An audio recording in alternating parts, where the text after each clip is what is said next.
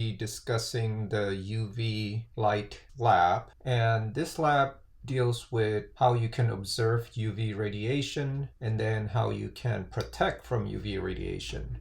As you know from lecture, we have discussed how solar radiation can reach Earth in various forms of light, both in visible, UV, and other wavelengths. And this entire spectrum is what we refer to as the electromagnetic spectrum, which is shown here. What is of particular interest to humans is the UV radiation, which is this portion of that radiation right next to visible light. So I blew it up right here. You have visible light, you have infrared on the longer wavelength, and then you have UV on the shorter wavelength. The reason these type of radiation matters is because they may break chemical bonds, which are found in important biomolecules such as DNA, proteins, and others. And when these chemical bonds are broken, we can have illness such as cancer. Now, with the solar radiation, there are three UV components that matter to us: UVA, B, and C. And as you can see here, UVC and UVB are of the shorter wavelength, which means they're higher in energy. As you go to the left, wavelength gets shorter, energy increases. And then UVA is the longest of these three UV radiation. The good thing is the first two here are mostly prevented from reaching the surface of the Earth by a combination of two gases: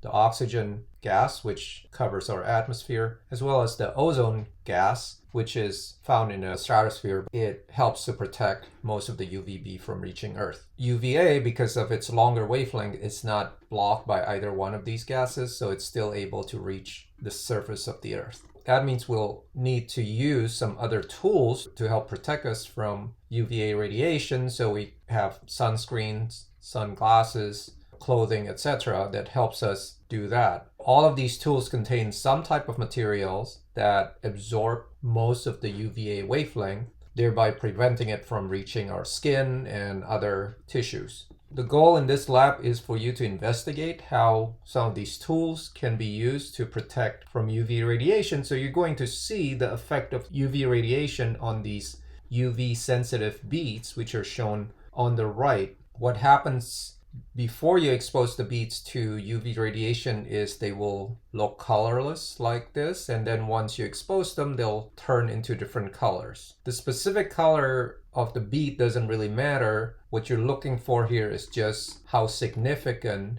the color change is from the left picture, which is the control, to the right picture.